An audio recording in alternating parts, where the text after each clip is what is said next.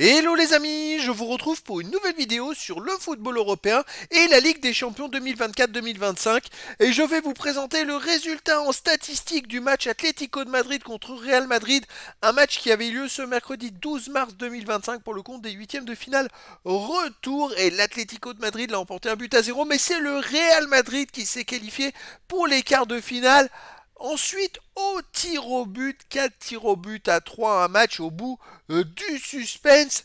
Au match aller, le Real Madrid l'avait emporté 2-1. Au match retour, l'Atlético de Madrid a ouvert le score dès le début du match et c'est resté ainsi jusqu'à la fin du match. Puis prolongation, personne n'arrivait à faire la différence et au final, ça s'est joué au tir au but. Alors on va revenir dans cette vidéo sur les grands faits de cette rencontre, mais surtout sur les statistiques des deux équipes pour comprendre un petit peu le déroulé de ce match et on terminera la vidéo par un aperçu du prochain adversaire du Real Madrid dans cette compétition. Encore une fois, le Real Madrid s'est qualifié. C'est assez fou. Je crois que sous l'ère Ancelotti, ils ont joué 12 séances de tirs au but. Ils en ont gagné 11 sur 12 ou 13, ils ont gagné, enfin bref, ils n'en ont perdu qu'une. C'est assez hallucinant. Et donc, c'est pourtant Atlético de Madrid qui a ouvert le score dès la première minute par Gallagher au bout de 21 secondes de jeu. Et ça a mis tout de suite le ton, puisque ça remettait les équipes à égalité, puisque au Real Madrid avait gagné 2 au match aller, et donc 2-2, mais ensuite personne n'a réussi à faire la différence jusqu'à cette séance de tir au but où le Real Madrid a d'abord pris l'avantage suite à un raté de Alvarez. En fait, il a glissé. Alors c'est vraiment pas de bol. Et en glissant, il marque quand même. Mais après, il y a une réclamation des joueurs du Real et tout le monde. En fait, en glissant, son pied gauche touche le ballon avant que le pied droit tape le ballon. Et résultat, il fait un double contact et donc le but est refusé. Donc ils prennent l'avantage de Real Madrid.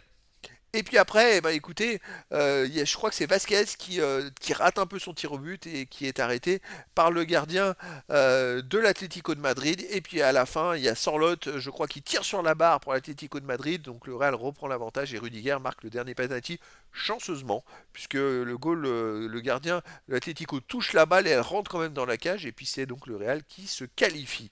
Alors les stats dans cette rencontre, 62 à 38% de possession de balle pour le Real Madrid, 855 passes tentées à 510, 790 passes réussies à 440, 92,4% de passes réussies à 86,2%. C'est quand même une grosse domination du Real Madrid. Alors, les scores sont gonflés par les prolongations.